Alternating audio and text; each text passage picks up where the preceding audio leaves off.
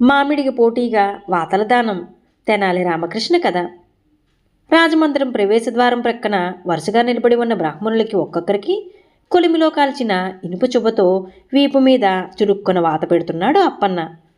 వాతకి తట్టుకోలేక వాళ్ళు కెవ్వుకెవ్వున అరుస్తూ ఉంటే, ఆ మాత్రం ఓర్చుకోలేరు, వాతలకి తట్టుకోలేరు, కానీ బంగారు మామిడి పళ్ళు మాత్రం తేరగా కావాలేం అని ఈసడిస్తున్నాడు నల్లతంబి వాళ్ళకి సాలువా కప్పుతూ. మరే మరే అంటున్నాడు. ఇంతలో ఆచార్యులు వారు తోక తొక్కిన తాచులా అక్కడికొస్తూ, ఈ వాతలేమిట్రా అప్పన్న అని గండ్రించాడు. అప్పన్న ఏమాత్రం బెదరకుండా ముసిముసిగా నవ్వి, ఏమిటా, మీ అమ్మగారు వాతరోగంతో పోయినప్పుడు మీరు ఒక్క వాతన్నా పెట్టించకపోతురి. ఆ కోరిక తీరని ఆవిడ నరకంలో నానా అగజాట్లు పడుతూ అఘోరిస్తుందట. పాపం నిన్న రాత్రి మీ అమ్మగారు రామలింగడి కళ్ళలో కనిపించి, ఒరే బాబు, అప్పన్నతో చెప్పి నువ్వన్నా నా కోరిక తీర్పించరా, స్వర్గానికి పోతానని మొత్తుకుందట.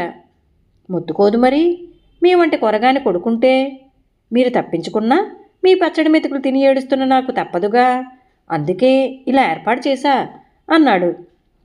నోర్మయ్, మా అమ్మ నా కల్లో కనిపించకుండా ఆ లింగడి కల్లో ఎలా కనిపిస్తుందిరా అని గర్జించారు ఆచార్యులు వారు.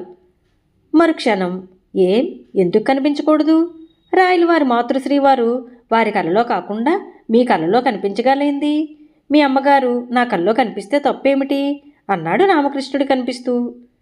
ఆచార్యులు వారు తెల్లమొహం వేశారు.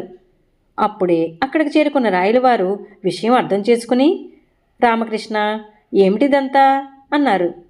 రామకృష్ణుడు అభివాదం చేసి, సదుద్దేశమే ప్రభు, తాతాచార్యులు వారు కూడా తమ మనోవేదన చూడలేకే ఈ దానకార్యం ఏర్పాటు చేయించారు, కానీ ఇందులో దురుద్దేశం లేదు.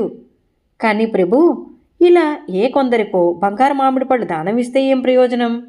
నిజంగా మాతృశ్రీ వారి ఆత్మ సంతోషించాలంటే వారి పేరిట ధర్మసత్రాన్ని నిర్మించండి, నీటి చెరువులను పునరుద్ధరించండి, బలహీనులకి భూవసతి కల్పించండి.